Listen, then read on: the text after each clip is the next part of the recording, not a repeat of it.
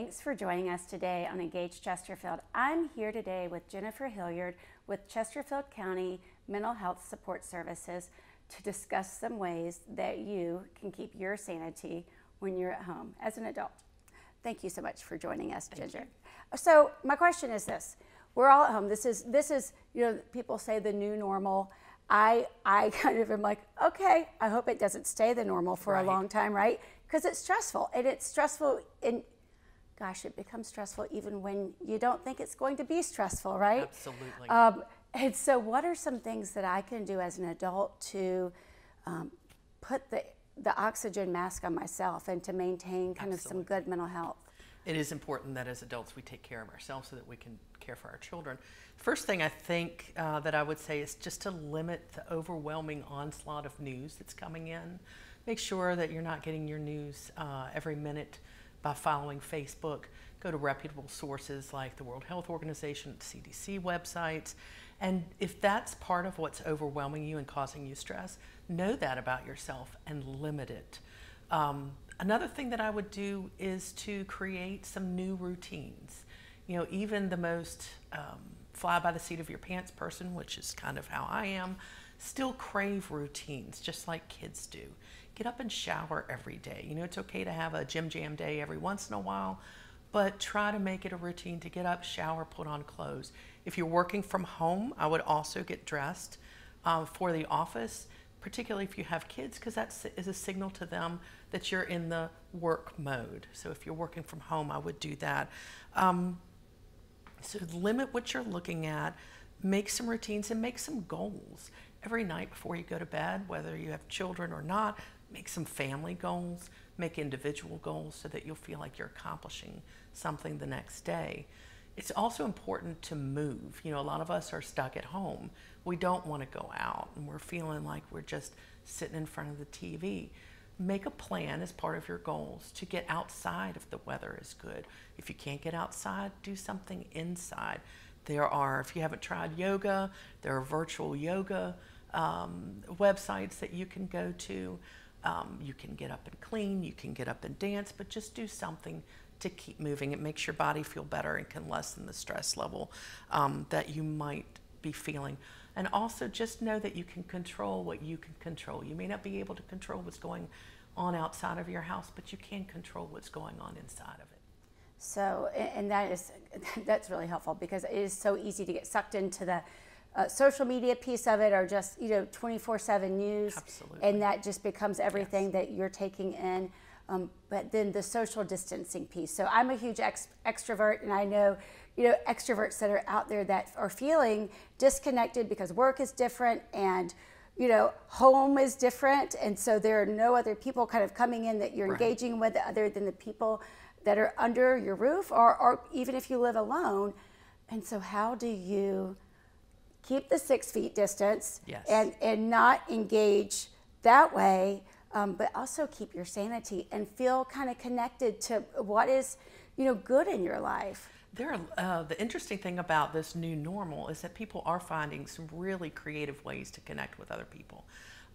If you go on Hands-on RVA, they have virtual volunteering. You can connect with them and do some work and feel like you're accomplishing something, whether it's through Zoom or Facebook Live. There are plenty of ways that you can connect with people that maybe you haven't in a while. I connected with some old college friends, Texas, DC, and every couple of weeks we just reconnect. There are lots of apps for checking on your neighbors that you don't have to go door to door if you feel safer inside. The Nextdoor app is something that people can use to just make sure people in your neighborhood are okay, but also check on them. You can connect with people through your interests if you find some live classes online. So for those of us that are extroverts, this could be a real stressful time, and it is important to keep connecting with people, your family. Sometimes some people have found it useful to reconnect with older relatives to check on them. So anything that you can do, particularly if you are an extrovert, to just touch base with people over the phone or over the internet sometimes can decrease your stress level. Right. Well, that does, and it also kind of gives you a way, like you were talking about the virtual volunteer opportunities, or seeing on people that are even more distanced than you, like for example the elderly. And oftentimes those are the folks that we don't really spend the time, because in our day-to-day fast-paced life that you shoot people texts, they're not usually the people that communicate that way. Right. And so then the other big piece of this is, and I referenced putting the oxygen mask on yourself first. Right. Because you have to put them on the little people after that. Right. And as much as, gosh, you have so many emotions going on, and then you're taking care of your own kids. And that's really stressful, because, oh, wow, and I'm thinking, I'm fortunate because my children are in their 20s, but had they been 13 and 10, and I've been in this situation, whew, that's a stressor, right? And so how do you handle that and give yourself a little peace and grace, I guess, for it? Well, like I said before, kids crave routine, just like we do, maybe to a lesser extent. So create that routine for them. Make those goals every night. Structure their day. They are still in school.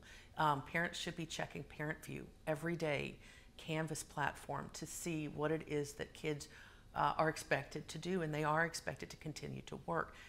Provide the tools that they need, and set up a time that's particular to school, and check back in and make sure if they need your help, that you can provide it in the manner that you're comfortable with. But routine and goals will help decrease their stress level and probably help decrease yours as well. And if they're driving me crazy, am I a bad mother? That's what no. I've talked to so many friends that were like, I feel so guilty, it's so horrible.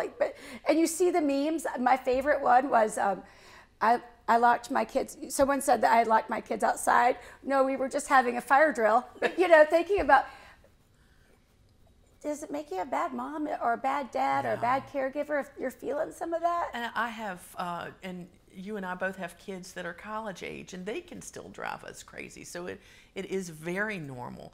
So make sure you take some time for yourself, whether that's, before they get up, taking that cup of coffee outside and just kind of being still for a while, so that you do replenish you and get that oxygen mask back on you before you can deal with the kids. And it is frustrating, particularly if you're used to working all day away from your kids, and now all of a sudden they're at home, you're at home, you've still got to work. How do you manage that? Of course, it's going to be frustrating. So some practical tips that, kind of help you to the point where you're not locking people outside. Absolutely. I would say. But that's not a bad thing. It's not necessary. But not recommended. Not recommended. But I would say family meetings could be a key to that. We have family meetings even with our college kids, just to say, one of our family meetings was, hey, we're really surprised because we're all getting along right now, but we know there's going to be a day where we're going to be at each other's throats. And we just need to acknowledge that and know that when it comes, that's all it is, and to move on. For parents of younger kids, if there are patterns of presenting problems, use that family time, if you can, family dinner, to talk about it and say what happened, what went wrong, what could we do differently the next time, and what are your expectations for the kids, and also what's going to, what the consequences will be if this continues to happen. Make sure they're enforceable consequences. Awesome. Thank you so much for coming and sharing with us and kind of validating what I think a lot of people are feeling. And thanks for everything that you do and continue to do to serve the community. If I need any more information, or if I feel like maybe this is just a little bit more anxiety than what people are normally experiencing right now, is there something I can do or somewhere I can contact? Absolutely. Chesterfield County Mental Health Support Services is up and running and functioning.